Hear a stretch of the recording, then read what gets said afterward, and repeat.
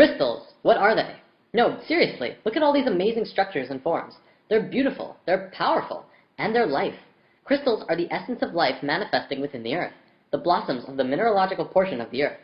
Recognition of these energies and forms of crystals can greatly benefit your personal growth. It is a very basic consciousness, not as intricate or advanced as some life on earth. Crystals definitely don't have the thinking capacity of humans, or even the biological reproductive systems of plants, but they are life. And today I'm going to show you how this works.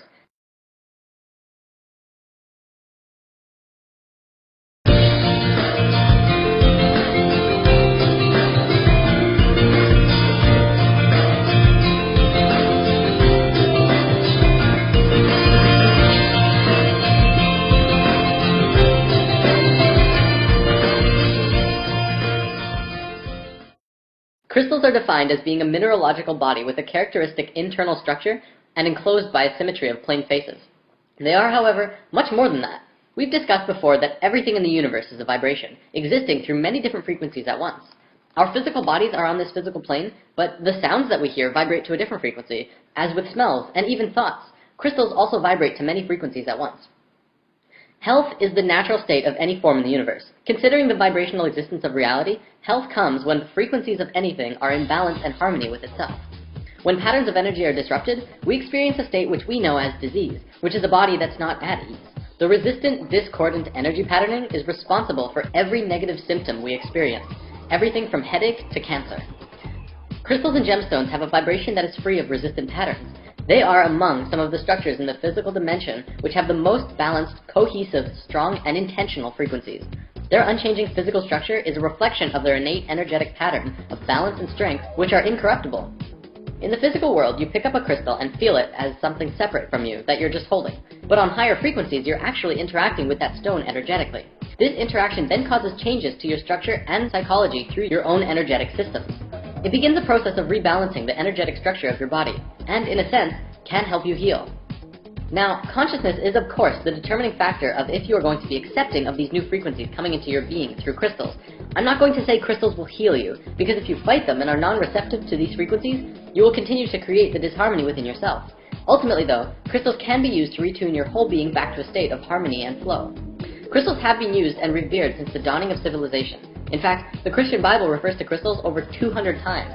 Precious stones were used in the foundation of New Jerusalem. They were also used in the breastplates of Aaron, the Hebrew high priest. Crystals have been discovered in the ruins of Babylonia and in ancient tombs of Egyptian and Chinese rulers. This wouldn't be spirit science without some sacred geometry, though. Remember the 5 platonic solids? Science understands that all atomic patterns and molecular structures were based on these 5 forms. They create the forms that the universe manifests through. Well, here's the atomic structure of a beryl crystal.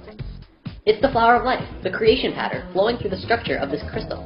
Now, not all crystals are like that molecularly, but they are very geometric. There are 6 categories of crystals. Of course, there are lots and lots and lots of kinds of crystals, but no matter how many there are, they will always be in one of these categories: isometric, tetragonal, hexagonal, orthorhombic, monoclinic, and triclinic.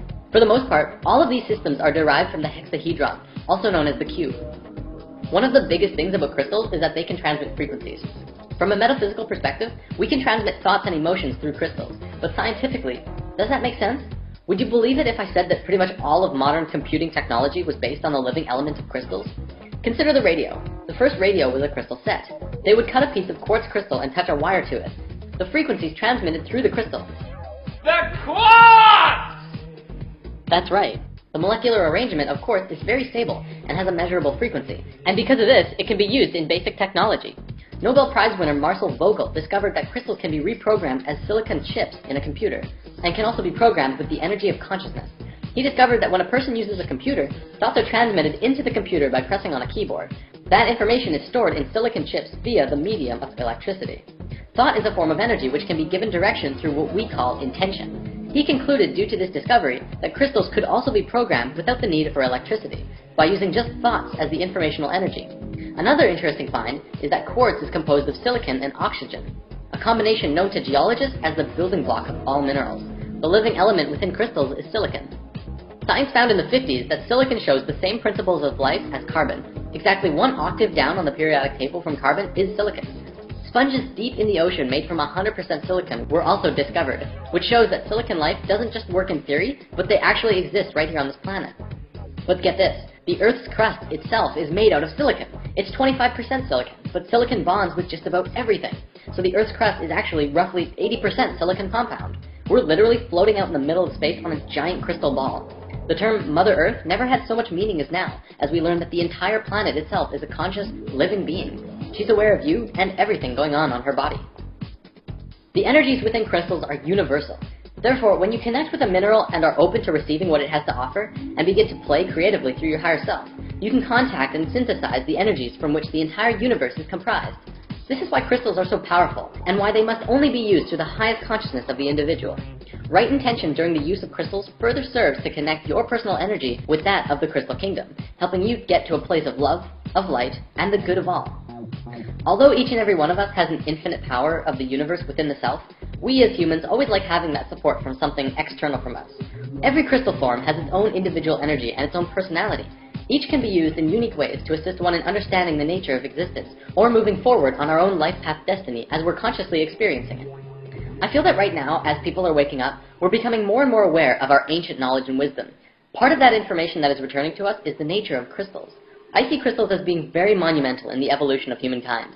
They could provide a lot of love, light, and insight for many who are struggling with their own inner demons in this coming time. Things are getting more and more intense, but it's also providing people with the opportunities that they need to raise their own vibrations and frequencies to a level of light and happiness. Healing has to come from within. I'm not going to say that if you just get crystals, you'll be happier or smarter or heal better. However, think of it like being with a close friend who really cares about you. They will provide their energy and attention to you to help you find yourself in this time of need. Crystals are like that. They will give you support if you allow them to, and open up your heart to the frequencies that they are emitting. So where can you get crystals? Well, there are several options. The easiest is probably just to find a local metaphysical store. There are usually at least one or two, if not more, metaphysical shops in every city.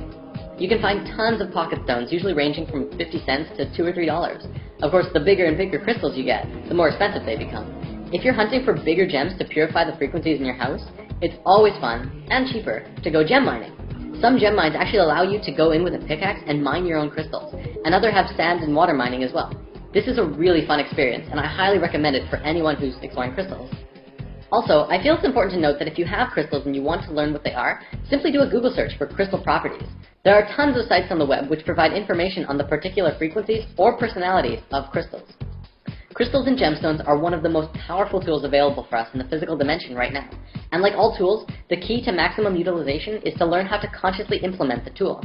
If we consciously recognize that our own electromagnetic fields are impacted by the energetic quality of each crystal and gemstone, we would see that they create an alchemical response within our own bodies and psychology, which would allow us to use them as the powerful tools that they are. We could use them on a daily basis to promote health, awareness, growth, and evolution within ourselves and the multidimensional lives we lead. So how does one use crystals? Well, we're going to go into that next week. To wrap this video up, let's conclude with something really awesome. The 13 Mayan crystal skulls. What are they? What were they? What do they do? I'm going to share what Junvalo Melchizedek has shared, but there's a lot of information available out there. Perhaps we can go into a full story another time. In a nutshell, 13,000 years ago during the fall of Atlantis, the Maya took their calendar and left Atlantis. During this time, they carved a large crystal skull out of quartz crystal and held a ceremony. One person who was trained and prepared would consciously drop their body and enter into the skull, where they would reside within for the next 13,000 years. Then, every 1,000 years, another ceremony like this would take place. The ceremony involved a being who had an understanding of everything humankind knew at that point, and then entering into the crystal and saving these memories within the skull. Kind of like the Mayans would hit file and save as every 1,000 years to preserve what they knew. Supposedly this year in 2012, they will hold a final ceremony with all of the crystal skulls coming together to reveal all of this ancient knowledge to the world and allowing it to enter our consciousness once more.